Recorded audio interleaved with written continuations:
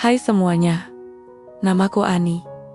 Di usiaku yang tidak sedikit ini, aku justru merasakan gejolak yang tak terencana sebelumnya. Sebelum aku melanjutkan ceritaku, sapa aku di kolom komentar. Siapa namamu? Dan dari mana asalmu? Agar bisa mengenal aku lebih jauh, karena ini bukan sekedar cerita.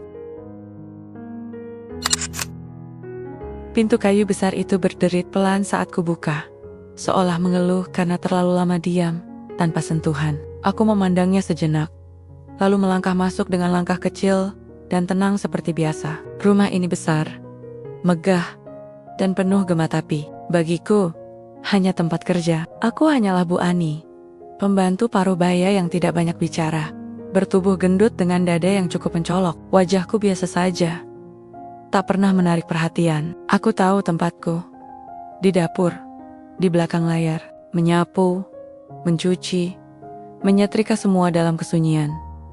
Tapi entah sejak kapan, rumah itu mulai terasa berbeda. Bukan hanya sekadar tempat bekerja, tapi juga menjadi ruang di mana hatiku mulai tersesat. Pak Dudi dan Bu Rina adalah majikanku, pasangan suami istri yang baik secara lahiriah, meski jarang kelihatan mesra. Mereka hidup berdampingan, tapi seakan memiliki dunia masing-masing. Bu Rina sering pergi pagi dan pulang malam, sementara Pak Dudi lebih sering berada di rumah. Kamilah yang tinggal berdua sepanjang hari, dia dan aku. Sore itu, ia memanggilku dari tangga atas. Bu Ani, tolong ambilkan baju saya di lantai 2. Suaranya tenang, biasa, tapi matanya menatapku sedikit berbeda. Seolah ada sesuatu yang ingin ia ucapkan, tapi tak jadi. Aku hanya mengangguk, naik ke lantai atas, dengan jantung berdebar tanpa alasan yang jelas. Di balik senyum tipisnya, aku merasakan hangat menjalar pelen-pelen dari ujung kaki sampai ke dada. Padahal, itu hanya permintaan biasa, hanya soal baju. Tapi rasanya seperti awal dari sesuatu yang lain, sesuatu yang belum siap aku hadapi.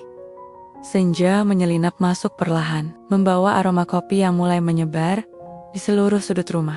Aku selalu bangun lebih awal, sebelum matahari terbit, dan memulai hari dengan membuat kopi hangat.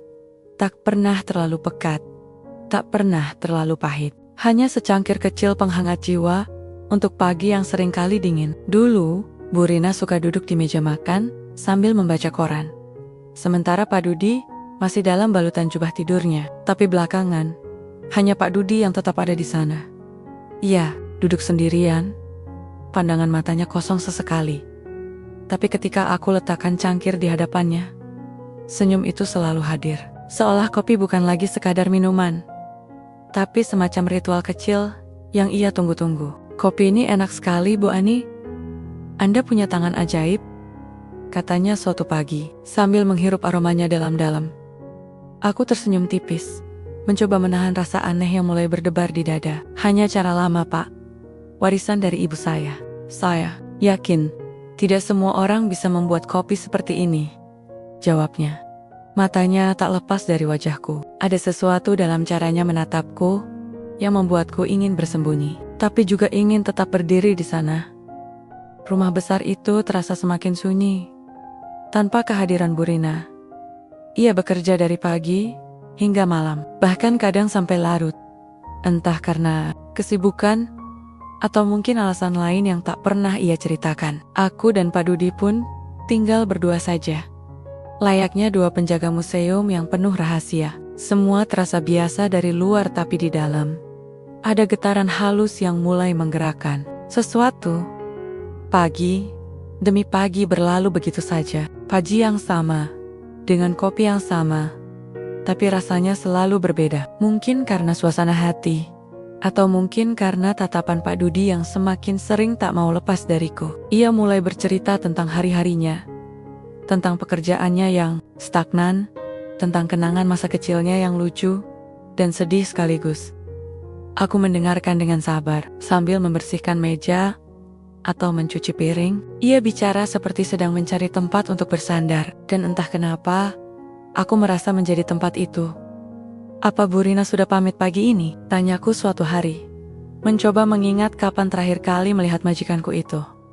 Pak Dudi menggeleng, pelan, Tadi dia hanya bilang akan pulang malam. Lagi rapat penting?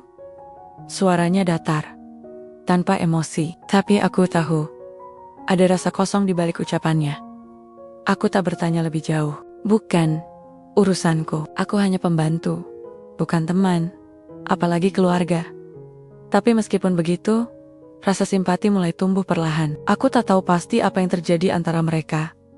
Tapi aku bisa merasakan adanya jurang yang semakin lebar dan ditenggak. Keretakan itu, kami berdua duduk berseberangan dengan cangkir kopi sebagai penghalang atau mungkin justru jembatan. Malam itu, hujan turun dengan ganas, seolah-olah langit sedang menumpahkan segala kesedihannya ke bumi. Aku sedang mencuci piring di dapur yang sepi. Suara air dari keran dan dentuman hujan di atap menjadi satu harmoni pelan yang menenangkan sampai lampu tiba-tiba padam. Gelap menyergap. Tanpa aba-aba, aku membeku sejenak. Jantungku berdebar keras. Tangan kananku masih memegang piring basah, sementara panci lain tergeletak di bak cuci. Suara petir menggelegar, cukup dekat untuk membuatku menjerat karat kain lap yang ada di tanganku. Bu Ani, aku tersentak mendengar suara Pak Dudi dari balik pintu dapur. Langkah kakinya terdengar perlahan mendekat. Lampu mati, tanyanya. Meski jawaban sudah pasti, ia tak menunggu aku menjawab. Langsung menyalakan senter ponselnya yang redup. Sinar itu menyapu wajahku, lalu turun ke tanganku yang gemetar. Jangan takut. Saya di sini. Ucapannya begitu lembut, seperti selimut tebal yang membalut tubuh saat udara malam terasa dingin. Aku tidak menjawab, hanya mengangguk pelan. Napasku belum stabil. Tiba-tiba, ia mendekat lebih dekat lagi. Terulur perlahan, menyentuh bahuku dengan lembut hanya ujung jari. Tapi rasanya panas menjalar sampai ke tulang belakangku. Ayo, kita cari lilin, katanya. Suaranya rendah, hampir berbisik. Aku akhirnya menoleh, tapi sorot matanya membuatku cepat-cepat menunduk lagi. Ada sesuatu dalam tatapan itu yang bukan sekadar rasa khawatir. Ada getaran lain yang tak bisa kupahami sepenuhnya. Kami berjalan berdua ke ruang tengah. Langkah kami tertahan oleh derasnya hujan di luar. Di bawah redupnya sinar senter, wajahnya terlihat lebih lembut dari biasanya, lebih manusiawi, lebih dekat. Ia duduk di sofa tua, dan aku ikut duduk di sebelahnya. Tidak terlalu dekat, tapi cukup untuk merasakan hangat tubuhnya. Aku menautkan jemari di pangkuan, berusaha tenang. Tapi semakin lama, semakin sulit rasanya. Kita sering begini ya Bu Ani, cuma berdua saja. Seperti malam ini, katanya tiba-tiba. Aku menelan ludah. Ya, iya Pak. Ia terkekeh pelan. Kenapa kamu selalu tegang kalau sama saya? Aku menggeleng cepat. Tidak Pak, cuma saya tidak biasa. Biasalah, saya ini juga manusia biasa, bukan dewa. Aku tersenyum kecil, tapi tak lama, karena suara petir lagi-lagi menggelegar, membuatku mengecilkan diri. Dan entah kenapa, kali ini, ia tidak melepaskan tangannya dari bahuku. Masih hangat, masih menyentuh, seolah ingin memberiku rasa aman atau mungkin ia sendiri yang butuh pegangan. Di bawah redupnya malam dan desiran hujan yang tak kunjung reda, aku mulai menyadari bahwa rasa takutku bukan pada gelap atau petir, tapi pada bagaimana perasaanku mulai berubah ketika ia berada di dekatku. Kami duduk bersebelahan di sofa yang agak turun empuknya. Bahunya menyentuh bahuku. Di luar, hujan masih turun deras, seolah enggan memberi jeda untuk keheningan yang mulai mengendap di antara kami. Tidak ada suara TV, tidak ada alunan radio, hanya desiran air dan detak jantungku yang terasa semakin keras. Pak Dudi menarik napas panjang, lalu berkata pelan, "Saya merasa dekat dengan ibu, lebih dari siapapun akhir-akhir ini." Aku tak langsung menjawab. Aku hanya bisa menatap rimeng-rimeng cahaya senter ponselnya yang mulai redup. Jantungku berdebar cepat. Bukan karena takut, tapi karena sesuatu yang lain, sesuatu yang sulit kusebut namanya. Apa ini salah? Tanyaku akhirnya. Suaraku serendah bisikan angin malam. Ia diam sejenak, lalu menoleh padaku. Wajahnya samar dalam gelap, tapi matanya tetap bersinar. Cinta itu tak pernah salah selama kita tidak menyakitinya. Ucapannya membuat tubuhku menghangat Meski udara di ruangan cukup dingin, aku menunduk, mencoba menyembunyikan rona yang pasti sudah menjalar ke pipiku. Tapi saya hanya pembantu, Pak. Saya bukan siapa-siapa. Ia tersenyum kecil, lalu menggeleng. Bagi saya, kamu bukan hanya pembantu, kamu adalah seseorang yang selalu ada, yang mendengarkan, yang peduli. Aku ingin menangis, ingin tertawa, engine cover, tapi aku tetap duduk di sana, membiarkan setiap kata dan setiap getaran hati menyusup masuk tanpa izin. Lampu belum juga menyala, tapi entah sejak kapan, tangannya telah menyelinap perlahan ke punggungku, memberiku rasa hangat yang tak biasa. Han. Pertama, yang begitu lembut, seperti bayangan bulan di atas permukaan air yang tenang. Aku menahan napas. Jangan takut, katanya lagi. Lebih rendah dari sebelumnya. Kita hanya saling merasakan, bukan menyimpang. Aku tak tahu apakah itu benar atau tidak. Aku hanya tahu, dalam gelap malam itu, di tengah hujan yang tak kunjung reda, aku merasa dicari, diperhatikan, diinginkan.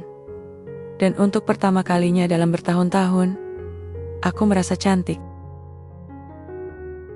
Kami perlahan, tapi pasti seperti daun yang terlepas dari dahannya, tak mungkin lagi kembali ke tempat semula. Hubungan kami tak lagi hanya sekadar percakapan di pagi hari, atau tatapan diam saat sore menjelang. Ada sesuatu yang mulai tumbuh di antara kami, tanpa bisa dicegah.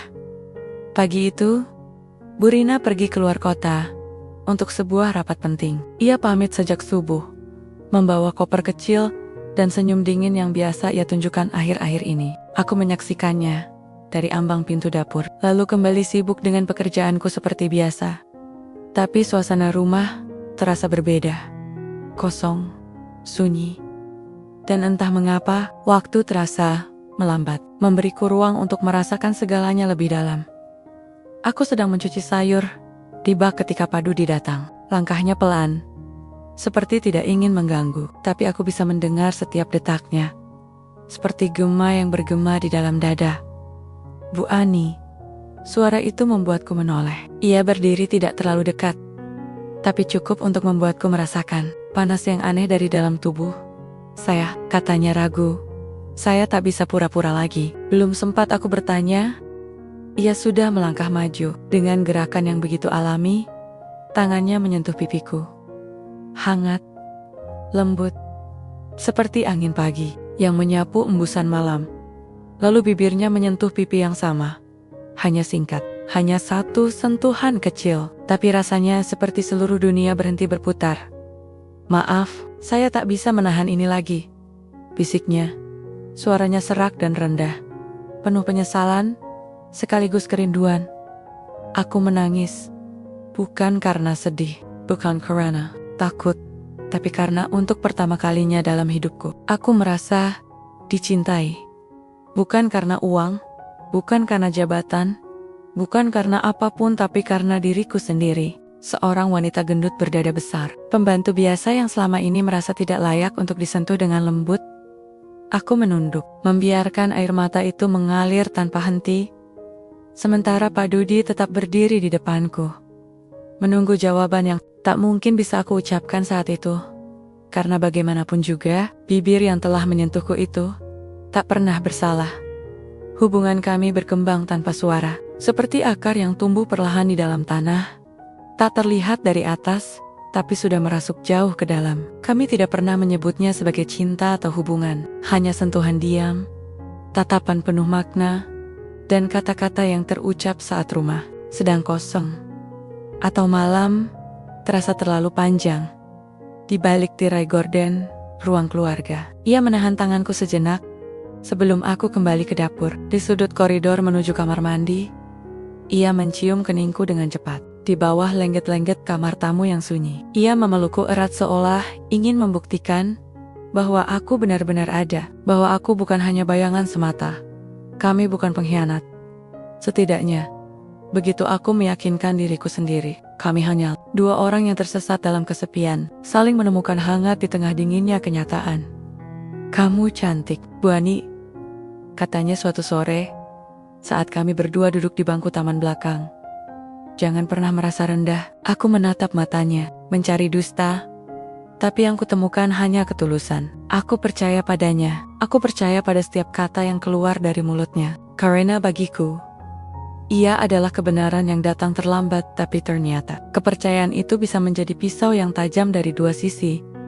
Sampai akhirnya, suatu hari, aku melihatnya berbicara dengan seseorang di luar rumah. Bukan sekadar obrolan biasa, tapi percakapan yang terlalu serius, terlalu pelan. Wanita itu muda, cantik, dan tampak begitu akrab dengannya. Aku mundur tanpa suara. Seperti biasa, seperti pembantu yang tidak punya hak untuk bertanya. Tapi hatiku mulai retak. Dan untuk pertama kalinya, aku mulai meragukan segalanya. Malam itu, udara terasa berat. Meski tak ada angin atau hujan, aku baru saja selesai membersihkan lantai atas dan hendak turun ke bawah. Ketika langkahku terhenti di depan kamar mandi, pintunya sedikit terbuka. Dan dari celahnya, aku melihat Burina berdiri di depan cermin. Tapi bukan itu yang membuat napasku tersendat. Aku menyadari bahwa ia tidak sedang memandangi dirinya sendiri seperti biasa. Matanya menatap lurus ke arah bayangan di belakang cermin. Arah pandangnya mengarah ke ujung koridor. Tempat Pak Dudi dan aku tadi sempat berbicara pelan. Tempat tangannya menyentuh bahuku lagi. Tempat kami berdua diam-diam saling melepas rindu tanpa kata. Burina tidak bergerak, tidak mengatakan apa-apa, hanya diam. Dengan ekspresi datar siluala, ia sudah tahu segalanya sejak lama. Lalu perlahan, ia menutup pintu kamar mandi dari dalam. Aku cepat-cepat turun ke bawah.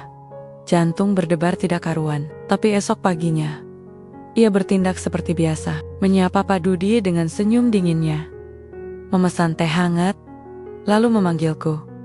Bu Ani, bisakah kamu antarkan surat ini ke dokter? Ini soal kesehatanku. Aku menerimanya tanpa curiga. Surat itu tampak resmi, dikemas dalam amplop coklat tertutup. Karena dokter tinggal tidak jauh dari rumah, aku langsung berangkat setelah selesai menyapu halaman depan. Saat sampai di depan klinik, aku membacanya sejenak sebelum menyerahkan surat itu kepada resepsionis. Sekadar ingin memastikan alamat dan nama dokter benar. Tapi begitu mataku menjelajahi isinya, darahku terasa membeku.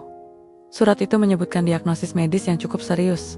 Gangguan mental disosiatif, disebabkan oleh tekanan emosional yang berkepanjangan. Ada catatan panjang tentang gejala yang dialami Burina, mulai dari hilangnya ingatan sebagian waktu, hingga kesulitan membedakan realitas dan hayalan. Aku menutup surat itu cepat, jantungku berdegup keras. Jadi selama ini, apakah Burina pura-pura tidak tahu, atau justru ia sengaja membiarkan semuanya terjadi? Aku mulai merasa seperti sedang berjalan di atas kaca. Setiap langkah terasa rapuh. Setiap gerak penuh teka-teki. Sejak membaca surat dari dokter itu, segalanya terasa berubah. Pandangan mata Burina yang dulu dingin dan jauh, kini terasa lebih dalam, lebih tahu. Ia tidak pernah menegurku secara langsung. Tidak pernah memarahi atau menunjukkan amarah. Malah, ia mulai lebih ramah padaku. Lebih sering tersenyum. Lebih sering memujiku, hal yang jarang sekali terjadi sebelumnya. Bu Ani, kamu selalu tahu cara membuat rumah ini nyaman, katanya suatu pagi saat sarapan. Kamu punya hati yang hangat. Aku hanya tersenyum kecil sambil membersihkan meja. Aku takut untuk menjawab lebih dari itu. Takut kalau ucapannya adalah semacam ujian, atau mungkin pengakuan diam-diam tapi sour itu. Saat Pak Dudi sedang keluar untuk urusan bisnis, Burina memanggilku ke kamarnya. Ia duduk di tepi ranjang, dengan buku catatan usang di pangkuan. Matanya berkokek-koka.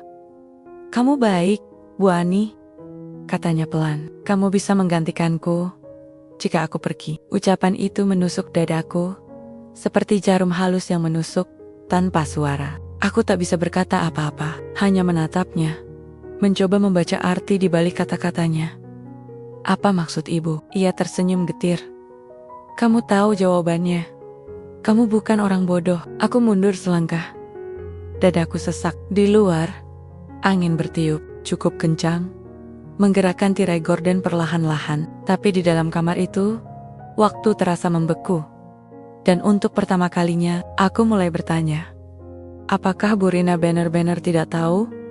Atau justru ia sengaja membiarkan semuanya terjadi? Malam itu, rumah terasa begitu sunyi. Bukan hanya karena tidak ada suara kendaraan dari luar atau dering ponsel yang mengganggu, tapi karena segalanya terasa berat. Burina pergi lagi. Kali ini untuk urusan keluarga di luar kota. Ia pamit dengan tenang, seperti biasa, membawa kopernya sendiri dan memberiku pesan singkat. Jaga Pak Dudi baik-baik ya, Bu Ani. Aku hanya mengangguk, tapi jantungku sudah mulai tidak tenang sejak kata-kata itu terucap. Kami tidak merancang apa-apa, tapi ketika malam semakin larut dan hujan mulai turun pelan, rasa yang selama ini kami tahan akhirnya meledak tanpa bisa dikendalikan. Ia datang ke dapur saat aku sedang mencuci gelas bekas teh. Langkahnya pelan, tapi pasti. Matanya memandangku dengan tatapan yang tak bisa kupahami, campuran kerinduan, penyesalan, dan sesuatu yang lebih dalam. Bu Ani, katanya serak. Bolehkah saya? Aku tidak menjawab, tapi aku juga tidak menolak. Aku diam saja. Biarkan ia mendekat. Biarkan tangannya menyentuh wajahku, lalu merangkulku erat. Hangat tubuhnya menyelimutiku, membuatku merasa aman. Kami menuju kamar tamu dengan langkah tertahan dan napas yang semakin cepat. Pintu ditutup pelan, tirai gorden dibiarkan tertutup rapat. Di dalam ruangan redup itu, kami saling menemukan bukan sekadar nafsu, tapi rasa yang sudah lama tersimpan. Saat itu, untuk pertama kalinya, ia benar-benar menjadi milikku, dan aku, meski hanya sejenak, merasa menjadi wanita yang dicintai sepenuh hati. Setelah semuanya usai, ia memelukku erat. Bibirnya menyentuh rambutku sambil berbisik, "Kamu adalah cinta kedua dalam hidupku." Aku menangis di dadanya, bukan karena bahagia, bukan karena sedih, tapi karena rasanya seperti mimpi yang akhirnya menjadi nyata. Rasanya seperti akhir sebuah pencarian yang panjang. Tapi, di balik pintu kamar, bayangan tinggi langsing berdiri diam, tidak bergerak, tidak bersuara. Burina.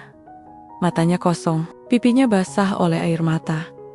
Tapi ia tidak marah, bahkan ia tidak mengetuk pintu, hanya berdiri di sana, melihat ke dalam celah sempit dengan ekspresi yang sulit kutafsirkan. Aku tidak menyadari kehadirannya sampai pagi hari. Saat aku bangun, kamar sudah kosong. Pak Dudi sudah pergi, dan tirai gorden berkibar pelan ditiup angin. Tapi di lantai depan pintu, tampak jejak kaki basah, seolah seseorang baru saja berdiri di sana semalaman. Dan aku mulai bertanya, apakah ia sengaja pulang lebih awal, atau mungkin ia ingin melihat dengan matanya sendiri. Sejak malam itu, Burina berubah, tidak dalam cara yang mencolok atau dramatis, tapi cukup untuk membuatku gelisah setiap kali ia ada di dekatku. Ia menjadi lebih ramah, lebih sering tersenyum, bahkan kadang membantuku di dapur. Sesuatu yang tidak pernah ia lakukan sebelumnya. Ia juga mulai memperhatikan Pak Dudi dengan cara yang berbeda, menyapanya pagi-pagi, menyiapkan kopinya sendiri, bahkan sekali waktu menyentuh lengannya dengan lembut seolah ingin mengembalikan keakraban yang dulu mungkin pernah mereka miliki. Tapi aku tahu, semua itu hanya topeng.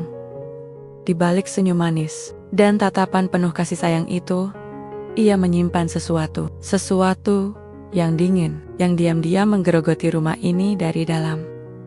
Suatu sore, saat Pak Dudi sedang keluar kota untuk urusan pekerjaan, Burina memanggilku ke ruang keluarga. Suaranya tenang, tapi nada bicaranya terasa sengaja. "Bu Ani," katanya sambil duduk di sofa favoritnya. "Pak Dudi butuh cinta, dan kamu memberikannya." Aku terkejut, jantungku langsung berdebar kencang. Aku tidak menjawab, hanya bisa menatapnya dengan mata penuh keraguan. "Tapi saya hanyalah pembantu," ucapku akhirnya. Suaraku gemetar. Ia tersenyum lagi, senyum yang sama seperti sebelumnya, getir, pahit, tapi penuh makna. "Baginya, kamu lebih dari itu," lanjutnya. "Helen, kamu adalah tempat ia pulang. Tempat ia merasa aman, tempat ia bisa menjadi dirinya sendiri. Tanpa harus berpura-pura." Aku tak mampu berkata apa-apa. Ingin kutanya apakah ia marah, apakah ia tahu semuanya, Apakah ia akan mengusirku? Tapi, lidahku kalau hanya angin dari kipas angin langit-langit yang berputar perlahan, mengisi keheningan di antara kami. Lalu ia bangkit berdiri, masih dengan ekspresi yang sama. Jangan khawatir, Bu Ani. Aku tidak akan menghalangi kalian. Aku menahan napas. Aku hanya ingin ia bahagia. Dan dengan langkah pelan, ia berjalan pergi meninggalkanku sendirian di bawah bayang-bayang tirai gorden yang menari-nari. Aku menyadari satu hal. Bu Rina bukan hanya tahu. Ia sudah merancang semuanya sejak awal. Aku menemukannya secara tidak sengaja saat membersihkan lemari kuno di ruang bawah tangga yang jarang dibuka dan penuh dengan dokumen lama serta barang-barang tak terpakai. Di antara tumpukan surat keluarga dan arsip pajak, ada sebuah amplop coklat kecil, tertutup rapat dan tanpa alamat tujuan. Yang membuatku penasaran adalah tulisan tangan di sampulnya. Untuk siapapun yang menemukannya, kurasa itu aneh, tapi justru karena itulah aku membukanya. Isinya adalah sepucuk surat pendek, tapi setiap kata yang tertulis di dalamnya bagaikan jarum halus yang menusuk perlahan-lahan. Aku tahu dia tak pernah mencintaiku sebagai seorang istri, tapi aku tetap ingin menjaganya. Bahkan, dengan cara ini, aku mengulang membaca kalimat itu beberapa kali, berusaha memahami maksudnya. Siapa dia? Tentu saja Pak Dudi. Tapi apa arti cara ini? Surat itu ditandatangani oleh Bu Rina. Dengan tanggal 5 tahun yang lalu, jauh sebelum aku bekerja di rumah ini. Aku mulai gelisah. Ada sesuatu yang tidak benar. Ada sesuatu yang sengaja disembunyikan dari pandangan mata dunia. Aku kembali ke kamar, masih memegang surat itu. Jantungku berdebar cepat. Aku merasa seperti sedang membongkar rahasia besar yang bukan untukku. Sampai akhirnya, suatu malam, saat Pak Dudi sedang tidur, dan Bu Rina duduk sendirian di ruang keluarga, aku memberanikan diri bertanya, Bu Rina, apakah ibu pernah menulis surat tentang Bapak? Ia menoleh pelan, matanya tenang, tapi sorotnya menusuk. Surat apa yang kamu maksud? Tanyanya datar. Aku menyerahkan surat itu. Tanganku gemetar saat ia menerimanya. Ia membacanya tanpa ekspresi, lalu tersenyum kecil. Aku hampir lupa pernah menulis ini. Maksud ibu, cara ini, apa ibu yang membuat kami menjadi seperti ini? Ia mendesah pelan, lalu berkata dengan suara rendah, aku hanya ingin ia merasakan cinta yang sebenarnya, cinta yang tidak bisa aku berikan. Karena aku bukan orang yang ia butuhkan. Aku terdiam. Jadi, ibu sengaja membiarkan semuanya terjadi? Bu Rina mengangguk pelan. Bahkan, sebelum kamu datang, aku sudah tahu. Aku hanya menunggu waktu yang tepat agar ia bisa menemukan kembali hatinya. Aku tidak tahu harus merasa bersalah atau lega. Tapi satu hal yang pasti, aku baru saja menyadari bahwa hubungan kami bukanlah kebetulan, melainkan rencana yang telah ia susun sejak lama. Aku tidak pernah menyangka akan sampai di titik ini.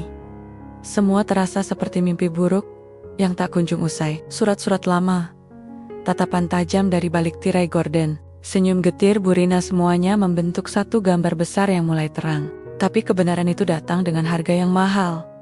Dari obrolan singkat dengan dokter, keluarga mereka seorang pria tua yang tampak prihatin saat aku menemuinya secara diam-diam, aku akhirnya tahu, Rina menderita penyakit jantung stadium akhir. Lebih dari 2 tahun ia hidup dengan kondisi itu, tapi menolak pengobatan intensif. Ia bahkan menandatangani surat penolakan rawat inap beberapa bulan lalu. Ia memilih pulang, menjalani sisa waktunya dengan tenang, tanpa membuat Pak Dudi khawatir. Dia ingin suaminya merasa bebas, kata dokter itu pelan. Matanya berkaca-kaca. Ia bilang, ia sudah tidak bisa memberi cinta yang seharusnya diterima oleh suaminya. Aku kembali ke rumah dalam keadaan limbung. Kepalaku berat, dadaku sesak, aku ingin menangis. Tapi air mata seolah enggan turun. Aku hanya bisa menatap langit-langit rumah itu, rumah yang dulu bagiku hanyalah tempat kerja, tapi kini menjadi medan perasaan yang begitu kompleks. Saat itu, Bu Rina sedang duduk di ruang keluarga, membaca buku dengan tenang. Seperti biasa, ia menyambutku dengan senyum lembut. Kamu tampak lelah, Bu Ani, katanya. Aku menelan ludah, ingin kutanya semuanya. Tapi, Akernia, hanya satu kalimat yang keluar. Kenapa ibu tidak mencoba sembuh? Senyumnya menghilang. Ayah menutup buku di pangkuan dan menatapku dalam-dalam. Aku tahu waktu aku tidak lama lagi, ucapnya tenang. Dan aku tidak ingin menghabiskannya dengan jarum infus dan alat-alat rumah sakit. Aku ingin ia tetap melihatku tersenyum.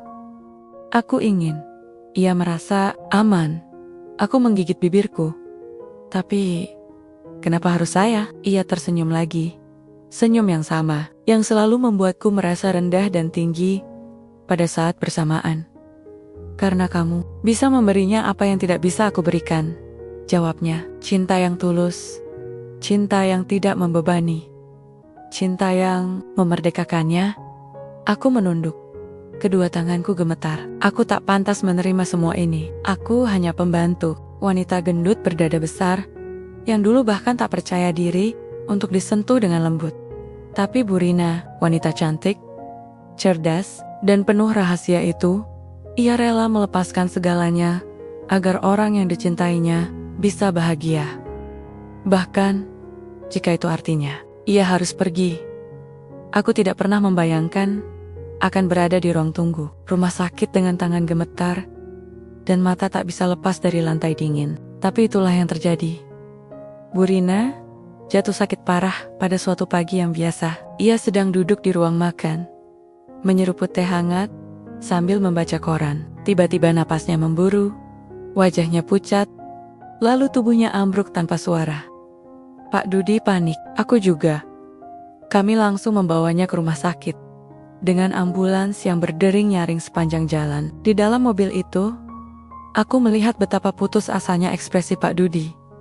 Ia bukan lagi suami yang diam-diam menjauh. Ia kembali menjadi lelaki yang peduli, yang ketakutan. Saat sampai di UGD, dokter langsung membawanya masuk. Kami hanya bisa menunggu. Lama. Sangat lama. Di kursi plastik keras itu, Pak Dudi duduk di sebelahku. Tangannya gemetar saat ia menggenggam sesuatu, mungkin kalung atau cincin pernikahan mereka. Aku tidak berani bertanya. Aku hanya bisa merasakan udara semakin berat. Beberapa jam kemudian, Burina dipindahkan ke ruang ICU. Kondisinya sangat kritis. Mesin-mesin berbunyi pelan di sekeliling tempat tidurnya, menunjukkan detak jantung yang semakin melemah. Tapi bagaimana? Di tengah semua itu, ia masih sempat membuka matanya, dan pandangannya mencariku. Bu Ani, bisiknya. Suaranya serak dan hampir tak terdengar. Aku sepat-sepat mendekat. Pak Dudi juga mendekat. Tapi ia menepi, begitu menyadari bahwa ada sesuatu yang ingin Burina sampaikan padaku. Ia memegang tanganku. Lemah, tapi erat. Jagalah dia. Setelah aku pergi, katanya perlahan. Aku mengangguk, meski hatiku hancur. Berkeping-keping, saya akan jagakan, Bu. Saya janji. Matanya tersenyum, meskipun bibirnya tidak. Lalu ia menoleh pada Pak Dudi. Aku mencintaimu, ucapnya. Pak Dudi menangis. Isakannya pecah tanpa suara. Ia menempelkan dahinya ke tangan istrinya. Sementara air mata jatuh satu persatu, aku mundur perlahan, memberi mereka ruang untuk hal terakhir yang bisa mereka miliki bersama. Dan di balik tirai pemisah ruangan itu, aku berdiri sendiri, membiarkan diriku akhirnya menangis. Karena aku tahu, ini adalah titik balik yang akan menghancurkan segalanya. Aku tidak pernah membayangkan akan menghabiskan malam terakhirnya bersamanya. Tapi mungkin inilah kehendak takdir bahwa akhir dari kisahnya harus kutemani juga. Di ruang ICU yang sepi dan dipenuhi suara alat medis yang berdetak pelan, aku duduk di kursi kecil di samping tempat tidurnya. Pak Dudi pulang sejenak untuk istirahat. Ia terlalu lelah, tapi janjinya untuk kembali pagi hari masih menggema di udara. Burina terbaring lemah, napasnya tersengal-sengal, matanya sering tertutup. Tapi sesekali ia membukanya, memandang sekeliling, seperti ingin menyimpan segala kenangan yang tersisa. Aku duduk di sampingnya, tanganku terulur tanpa sadar, menyentuh jemarinya yang dingin. Kamu cantik, Bu Ani, bisiknya tiba-tiba. Suaranya parau namun tenang. Lebih cantik dari siapapun. Karena hatimu penuh kasih. Aku menahan air mata yang mulai menggenang. Saya tidak pantas mendengar itu dari ibu. Ia tersenyum tipis. Wajahnya tampak lebih ringan dari sebelumnya.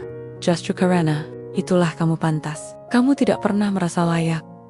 Tapi kamu adalah orang yang benar-benar layak dicintai. Aku menunduk. Tak bisa lagi menahan tangis. Aku ingin berkata banyak hal. Tapi apa yang bisa kuucapkan? Apa yang bisa menggantikan semua pengorbanannya? Lama kami diam dalam sunyi.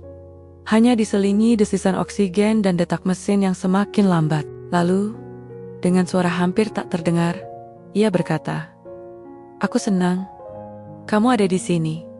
Aku menggenggam tangannya erat. "Saya tidak akan kemana-mana, Bu." Malam terus berlari tanpa suara. Hingga menjelang dini hari, saat langit masih gelap dan bintang belum mulai memudar. Napasnya semakin ringan.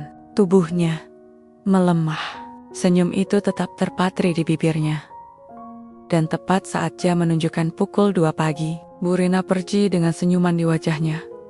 Seolah-olah ia telah menyelesaikan misi terakhirnya di dunia ini. Dan aku, dengan tangan gemetar dan hati yang pecah berkeping-keping, hanya bisa menatapnya lama-lama, berbisik dalam hati, "Terima kasih." Masa berkabung terasa begitu lama, seperti awan tebal yang tak kunjung pergi, menyelimuti langit dan hati kami dengan kesedihan yang tidak berujung. Pak Dudi tidak banyak bicara selama beberapa minggu setelah Bu Rina pergi. Ia sering duduk di taman belakang, memandangi burung-burung kecil yang hinggap di pohon rambutan tua seolah menunggu sesuatu yang tak akan kembali. Aku mencoba menjaga jarak, bukan karena aku tidak peduli, tapi karena aku merasa bukan tempatku untuk masuk ke dalam dunia kesedihannya. Aku hanya pembantu, wanita gendut yang entah bagaimana bisa terseret ke dalam kisah cinta yang begitu besar, begitu rumit. Tapi waktu memang punya caranya sendiri untuk menyembuhkan luka. Perlahan, Pak Dudi mulai berbicara lagi, lalu mulai tersenyum. Dan suatu hari, ia datang padaku sambil membawa secangkir kopi hangat seperti dulu. "Sebelum semua ini terjadi, Bu Ani," katanya pelan, "kamu masih mau tinggal di sini sebagai istri saya?" Aku terkejut, tidak menyangka. Tapi di balik rasa terkejut itu, ada juga harapan yang bahkan aku sendiri tak sadar masih kusimpan. Kami menikah beberapa bulan kemudian. Upacara sederhana, hanya dihadiri oleh keluarga dekat dan tetangga. Rumah itu menjadi milik kami berdua. Tempat yang dulu adalah simbol kesepian, kini menjadi saksi bisu dari sebuah cinta yang lahir dari pengorbanan. Tapi meskipun hubungan kami telah sah secara hukum dan agama, bayangan Bu Rina tak pernah benar-benar hilang. Ia masih hadir di setiap sudut rumah ini, di foto yang menggantung di dinding ruang keluarga, di buku-buku yang masih tersusun rapi di rak kayu, bahkan di aroma teh favoritnya yang kadang masih aku seduh tanpa sadar. Pada malam pertama sebagai suami istri, Pak Dudi duduk di balkon kecil, lantai 2, memandang langit yang dipenuhi bintang. Aku mendekat, menyelimuti bahunya dengan syal tipis. "Dia memberiku cinta terbaik," katanya pelan. "Dan kamu adalah warisan terbesarnya." Aku menahan napas, ingin kutanyakan maksudnya, tapi akhirnya kupilih diam saja. Mungkin ia ingin mengatakan bahwa cinta kami tidak lahir dari kepalsuan atau penipuan, tapi dari keikhlasan. Keikhlasan seorang istri yang rela melepaskan segalanya agar orang yang dicintainya bisa menemukan kebahagiaan. Meski bukan darinya, beberapa bulan telah berlalu sejak pernikahan kami. Rumah itu kini menjadi milikku dan Pak Dudi. Tapi rasanya seperti ada yang ikut tinggal bersama tidak terlihat, tapi selalu hadir. Pertama kali aku melihatnya, kupikir hanya hayalan semata. Kelelahan, stres, atau mungkin rasa bersalah yang masih mengendap dalam hati. Tapi kejadian itu terus berulang, di cermin kamar mandi, di cermin lemari pakaian, bahkan sekali waktu, di cermin jendela besar ruang keluarga saat sinar matahari sore menyelinap masuk dengan sempurna. Bayangan Bu Rina, tidak jelas, hanya siluet samar. Senyum tipis di sudut bibir, pandangan matanya yang tenang, seolah sedang mengawasi. Aku tidak memberitahu Pak Dudi pada awalnya. Aku takut ia akan mengira aku gila atau sedang mencoba mengingat masa lalu yang sudah seharusnya dibiarkan pergi. Tapi suatu malam, ketika kami sedang duduk di ruang keluarga dan lampu redup membuat bayangan panjang di sekeliling kami, aku akhirnya bertanya, "Apakah kamu merasa dia masih ada?" Pak Dudi menoleh perlahan, matanya menatapku, dalam dan penuh makna. Ia tidak menjawab langsung, ia hanya meneguk teh hangatnya, sambil memandang ke arah tirai gorden yang berkibar pelan, karena angin dari jendela yang sedikit terbuka. "Aku harap begitu," ucapnya akhirnya, suaranya serendah bisikan angin. Aku menelan ludah. "Kenapa kamu ingin ia tetap ada?" Ia tersenyum kecil, hampir seperti tertawa pada kenangan yang hanya ia sendiri yang tahu. Karena jika ia benar-benar pergi, berarti ia tidak pernah benar-benar datang untuk kita. Aku diam, tidak tahu harus menjawab apa. Karena bagiku, Burina bukan hanya sekadar istri yang pergi. Ia adalah roh dari rumah ini. Ia adalah pengorbanan yang tak pernah meminta imbalan. Dan meskipun ia sudah tiada, entah mengapa, aku yakin hatinya masih tinggal di sini. Bersama kami, aku menemukannya secara tidak sengaja. Saat membersihkan laci meja rias tua di kamar, yang dulu adalah kamar utama mereka sekarang, menjadi kamar kami berdua sejak pernikahan. Laci itu macet sedikit. Tapi setelah kupaksa terbuka, aku melihat ada sesuatu yang terselip di balik tumpukan foto lama dan surat-surat tak bernilai. Sebuah amplop putih kecil, tidak ada nama penerima, hanya tertulis dengan tinta biru yang mulai memudar. Untuk dibuka, saat aku sudah tiada, jantungku berdebar. Aku mengenal tulisan tangan itu tulisan Burina. Aku membawanya ke balkon belakang.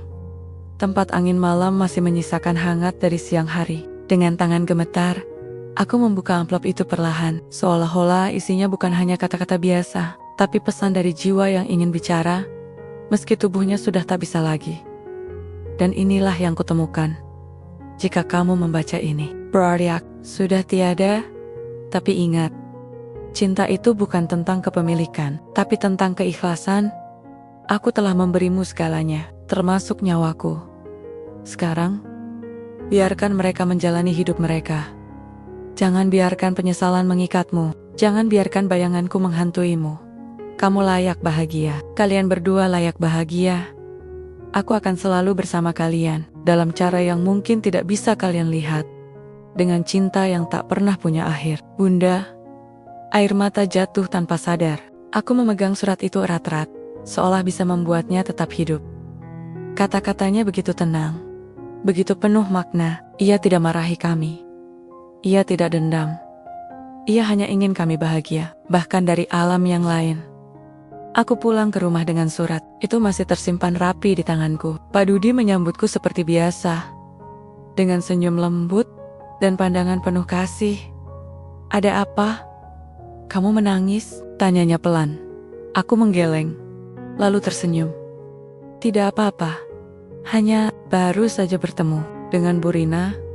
Ia diam sejenak, lalu mengganti, karena meskipun ia sudah tiada, cintanya masih tinggal di antara kami.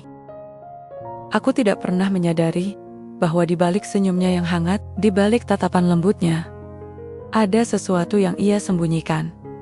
Pak Dudi mulai terlihat lebih sering lelah, napasnya tersengal saat naik tangga. Wajahnya pucat meski cuaca cerah.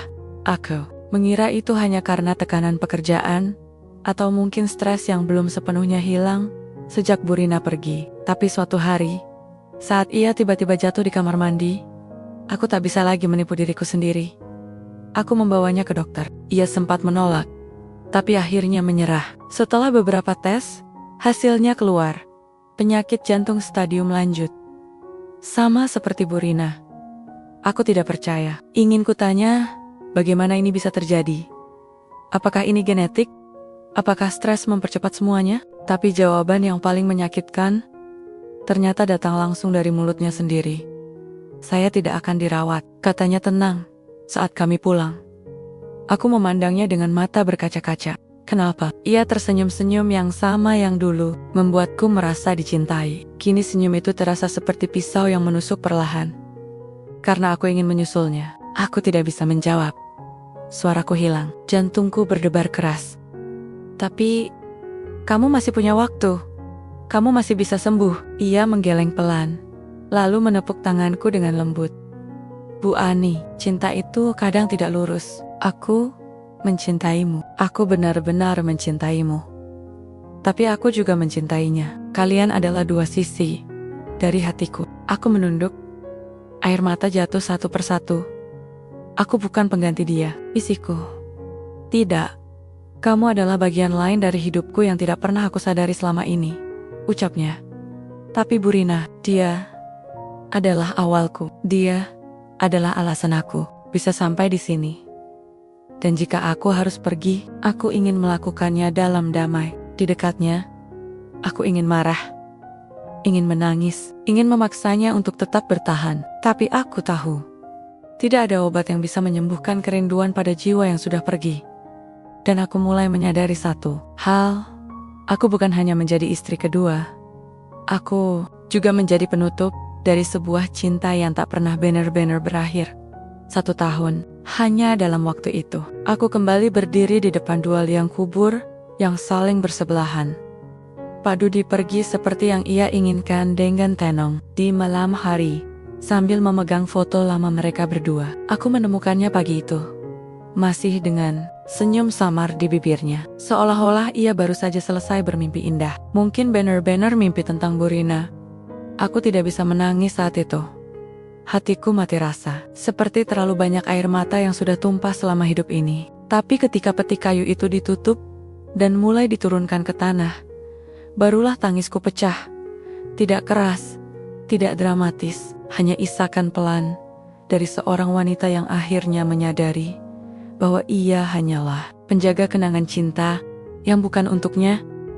Upacara pemakaman sederhana diadakan di pemakaman keluarga mereka. Hanya ada beberapa orang kerabat dekat dan tetangga lama. Lengget mendung, seolah ikut berduka atas kepergiannya. Di sana, aku memandangi batu nisan Bu Rina yang masih terlihat baru. Lalu kutengok batu nisan kosong di sebelahnya yang akan menjadi tempat istirahat terakhir Pak Dudi. Setelah semua selesai, aku memesan ukiran khusus untuk kedua batu nisan itu. Hanya 1 kalimat, tapi mengandung segalanya. 2 jiwa, 1 cinta yang abadi. Ketika aku pulang sendirian ke rumah besar itu, sunyi menyambut. Tidak ada suara langkah Pak Dudi di lantai atas. Tidak ada aroma kopinya di pagi hari. Tidak ada lagi tatapan lembut yang membuatku merasa dicintai. Yang tersisa hanya bayangan. Bayangan Bu Rina yang pernah duduk di ruang keluarga, membaca koran dengan senyum dingin. Bayangan Pak Dudi yang pernah menatapku dengan penuh makna sebelum mencium pipiku untuk pertama kali. Dan bayangan diriku sendiri, seorang pembantu gendut berdada besar yang sempat merasakan hangat cinta, meskipun hanya sebentar. Aku duduk di bangku taman belakang, melihat bulan yang mulai naik. Angin malam berbisik pelan, seolah membawa pesan dari mereka yang telah pergi. Dan dalam kesendirian itu, aku akhirnya berkata pada diriku sendiri, karena telah memberiku arti, aku tetap tinggal di rumah itu. Bukan karena tidak ada tempat lain untuk pergi, bukan karena keterpaksaan atau rasa bersalah, tapi karena rumah ini adalah bagian dari kami. Tempat di mana segalanya dimulai dan berakhir. Tempat di mana cinta tumbuh, meski dalam cara yang tidak lazim. Tempat di mana jiwa mereka masih terasa menggema di setiap sudut. Setiap malam, aku duduk sendirian di depan cermin rias tua di kamar kami dulunya. Kamar mereka. Aku menyalakan lampu tidur yang redup, lalu memandang bayangan diriku sendiri. Wajahku mulai menua, tapi senyumku lebih tenang dari sebelumnya. Di balik refleksi itu, kadang-kadang aku melihat mereka. Senyum Bu Rina yang getir, pandangan lembut Pak Dudi yang penuh makna. Tidak nyata, hanya kilasan, tapi cukup membuat dadaku hangat.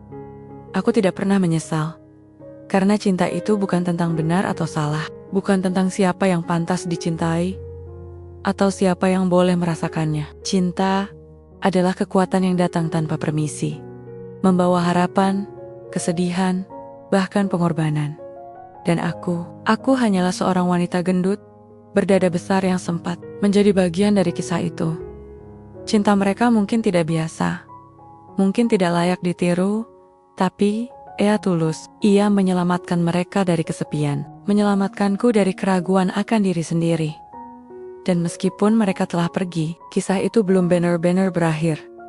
Di balik tirai gorden yang berkibar pelan ditiup angin malam, kisah cinta kami masih hidup, tidak dalam kata-kata atau foto-foto lama, tapi dalam perasaan yang tak pernah benar-benar punah.